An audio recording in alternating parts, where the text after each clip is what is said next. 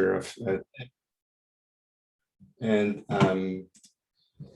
so this part is about 30 minutes, is to show you the tools which are in two plugins, DIPFIT and ROIconnect. And one of them is really a new plugin, so it's more to, although you can try it, it's beta. It's not really CS on the EEG Lab plugin manager. So first I'll present these two plugins, and then we'll resume with Tim talking about connectivity analysis, where it's a continuation of his lecture of this morning and with more details, and also there's a practicum with SIFT.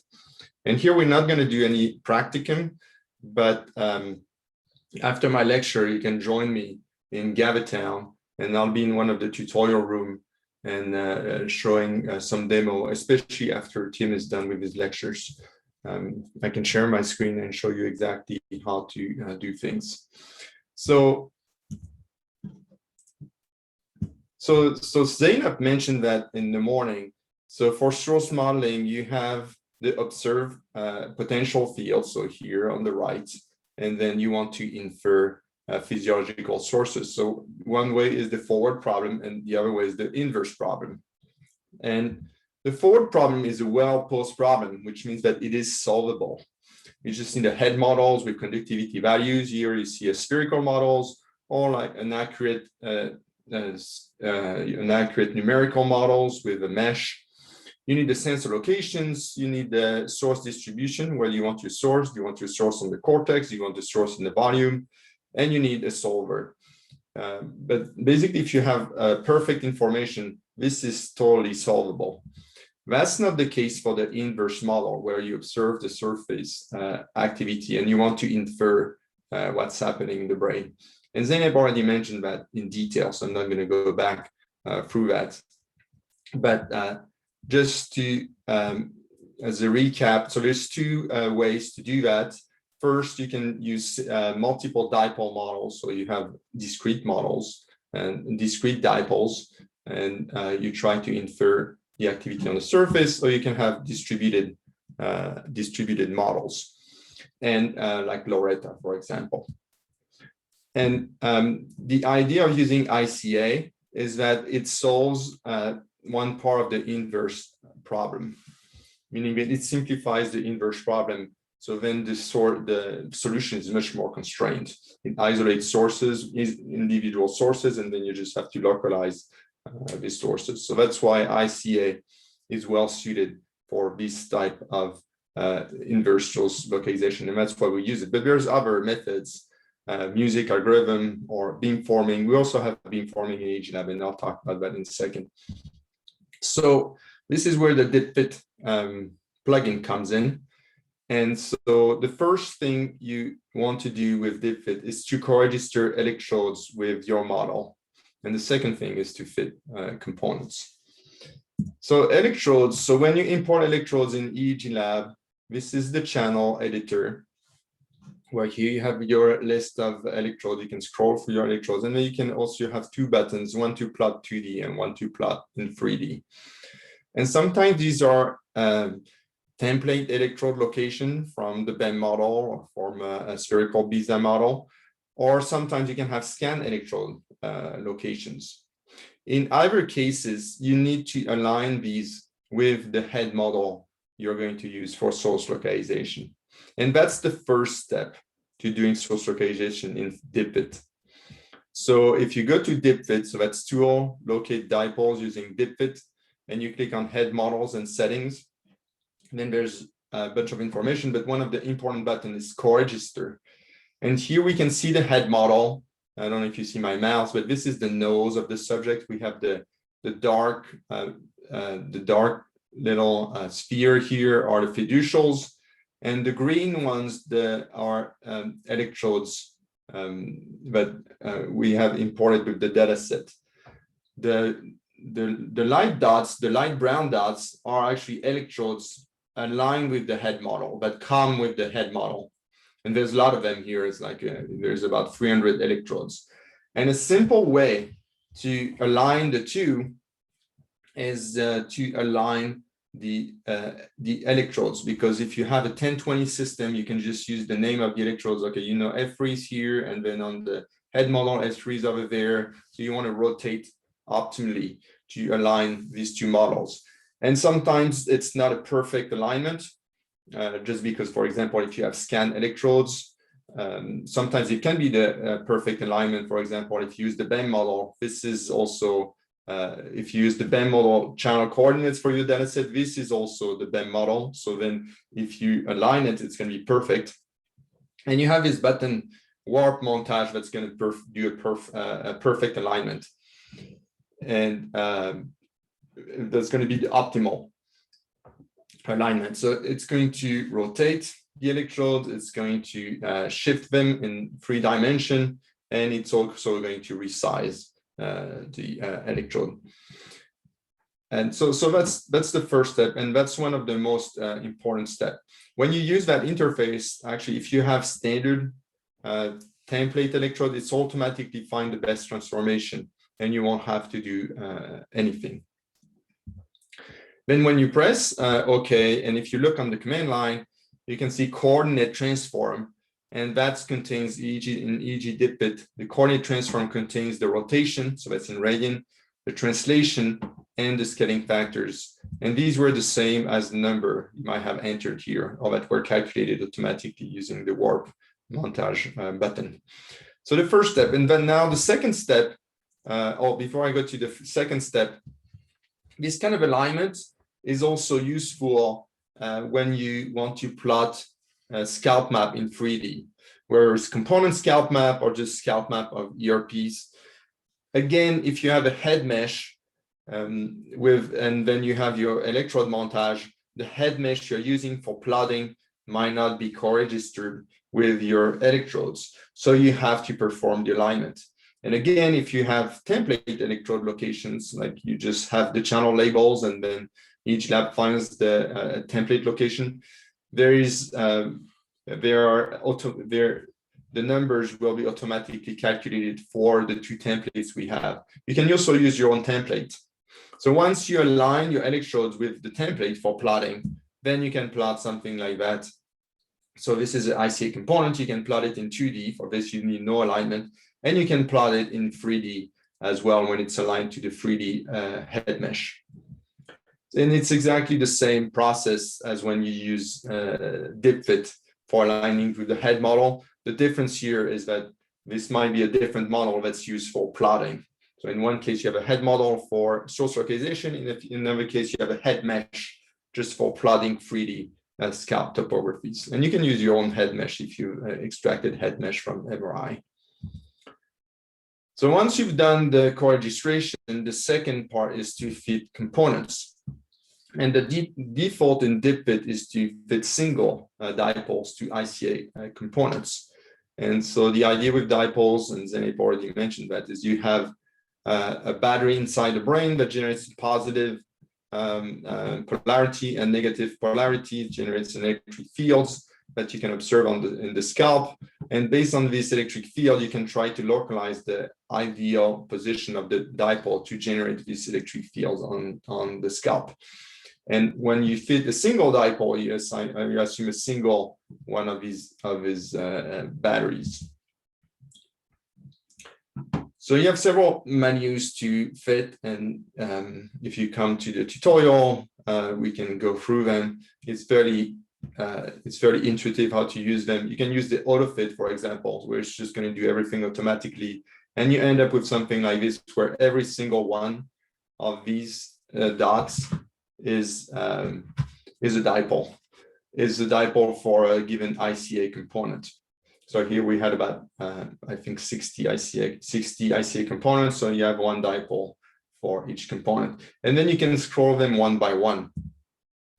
But before you do that, just a word on how it finds the solution. So the solution is calculated with the residual variance, which means it's going to put a dipole inside the brain, and then it's going to optimize its solution. It's going to shift it in 3D using stochastic movements, for example. And then it's going to compute the difference between the scalp, the actual scalp projection, and the model one. And we are going to obtain what's called the residual variance. And the residual variance, you want the residual variance to be low. When the residual invariance is low, it means the difference between the two is as low as possible. So it's a simple optimization process. And when you have a single dipole, usually converge to a single solution. There's like one local minima. When you have many dipoles, sometimes you can have several, and that's the problem with the inverse problem we talked about before, the fact that it doesn't have a single solution. But when you have a single dipole, it's a little bit easier. And we've showed, so this is our paper where we showed that it makes sense actually to try to do that with ICA components. We found that the better the ICA works in terms of information reduction, and the more dipolar the components were. So it's just a rationale for the fact that it's okay to use ICA in this way, because the better ICA works and the more dipolar component we have, which is not obvious because one is the statistical measures and one is biophysical source localization. So there is no reason in theory why the two would be correlated, unless ICA was actually finding biological source. So this is an argument for using ICA to do source localization. So you can scroll the components one by one. So this is one component. This is component number 3, for example. This is the scalp topography, and then you can look where it is in the where is the dipole in the MRI. You have the residual variance here, 2.91%.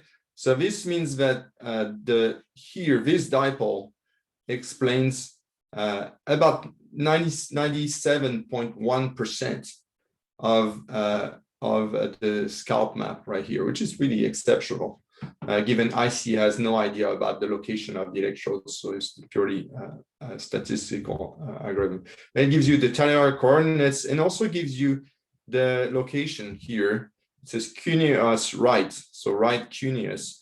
And this corresponds to localization in the Desikan-Kiliani atlas. We'll come back to this atlas and how we can use it as well with the ROIconnect. This is an atlas made of 60 brain areas, so it just finds where in this atlas the dipole lies, so it's easier to interpret with respect to the literature. Once you've localized these dipoles for many subjects, and Julie is going to talk about that tomorrow, you can actually look at clusters of components.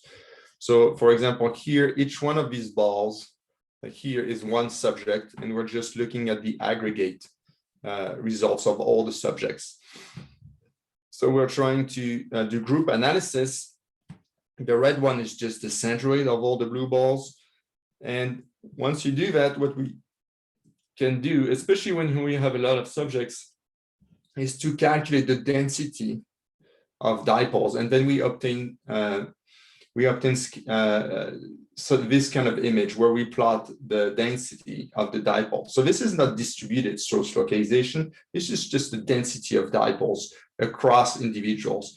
But it still gives you nice pictures and also a good idea of the spread of regions you're interested in. So now we're going to move to source localization, distributed source localization. And this is a new edition that we did about 6 months ago, where you can calculate the lead field matrix using your electrode alignment with your model. So we have the model, we have the electrode position. So the only thing we need to calculate the lead field matrix is a source model. So here you see in gray, that's the head model. So that's the surface of our head model. So it's the same one we use to align the electrodes. Over here, it's the brain layer. So instead of the head layer, we're using the head layer for aligning the electrodes, but it's the same head model. And then you can have different types of source model. You have source models which are volumetric. So you see all these dots inside the brain. So these are 3D localization inside the brain. And so this is a volume model, or we can have a surface model, we're here in red. This is again the source model. So this is where our source lies. So every single one of these vertices, we have a dipole that can vary in 3D orientation, and we're going to optimize its location. So instead of fitting a single dipole, we're going to fit a lot of dipoles. We're going to fit, usually it's about on the order of 3,000 to 10,000 of this little dipoles, either constrained to a grid on the volume or constrained to a surface. And when you go to here, this menu, distributed source lead field matrix, you have the choice actually between 4 of them. You have the Colin model. You can use a brainstorm model. You can use Loretta key, and then you can also use an AFNI model. And you can use custom source models. So if you computed your source model using either field trip or brainstorm or NFT, or we have to do more testing with NFT, then you can use it. You can use it here. You can use your custom source model to do this localization. Also, notice here, this is going to become important. This is going to become important afterwards when we use ROIconnect, is the fact that these are associated with atlases. And some have more atlas than others. For example, the brainstorm here, source model has like 5 different atlas associated with it. So it's a source model, but it's aligned with 4 different atlases. Some only have 1 atlas. Like for example, if you use Loretta key, it's the atlas by default is the Broadman area, which is not necessarily ideal. And then here it says Colin 27 as the Desikin-Kiliani atlas, so that's a surface atlas. So again, there's volumetric atlas and surface atlas. And when you're using a volumetric source model, you can only use, of course, volumetric atlas. You can't use surface atlas. So you press the button here and it's going to compute the lead field matrix. Then once you have the lead field matrix, you can use distributed source modeling. And here you can use, right now you can only use 2 models. You can use eLoretta and LCMV beamforming. And again, you can, depending on the atlas you've chosen, not the atlas, the source model you've chosen, you can see your source in the volume, or you can see them on the surface. So it's up to you to choose your source model depending on the visualization you want to obtain. So here we have ICA components, and you can look at what activity this corresponds. And in this volume, like this could be Loretta, for example, and this could be the Colin source model. Now I'm going to talk about there was a last menu here I didn't mention. You can also do source reconstruction of ERP. So this is only for volumetric atlas, because it's going to calculate the voxel activity through time and each location. And so you can use this menu here. This is using a field trip function. Like most of these also for the underlying computation are using some field trip function. Now the ROI plugin, ROIconnect plugin. So this is a recent addition, and we've been working with Stefan Hoffe on this solution, which is one of the foremost researcher on connectivity analysis, and one of the researcher that does the most testing and comparison between different model. So the way it works is that this plugin is actually very tightly linked to the DIPFIT plugin. You need to run the DIPFIT plugin, and you need to obtain your lead field matrix from the DIPFIT plugin before you can use the ROIconnect plugin. And this is one of the first interface. Here I'm showing you that so you can see. So you choose your lead field matrix. If actually you've computed the lead field matrix in Brainstorm, you can also put it here. And then importantly, you also choose your atlas. So sometimes for a given head model or a given source model, you can have different atlas. So it allows you to, there's a drop-down menu here. You can choose your atlas. or sometimes it's just one. So it depends on the source model you have. And the atlas comes, for example, from FreeSurfer. So if you've extracted a mesh and then you use that to calculate your, for example, if you use FreeSurfer to extract a mesh, and then you use that as your source model, so you use the cortical mesh as a source model. This cortical mesh already has been aligned by FreeSurfer to the DIPFIT and Kiliani atlas, and also 3 or 4 other atlas, and they will all be showing right here. So you can use any of these atlas for regions of interest, source localization. And then the method. So again, here you can use LCMV beamforming, or you can use Loretta. In general, we were using Loretta before, but Stefan did more testing, and beamforming seems to be better right now. So the default is to use beamforming. And really what it does is very simple. It's like you're from in channel space. So you have all this activity of channel, and we just go to ROI space, where now instead of the activity of each channel, we're going to have the activity of all these regions of interest.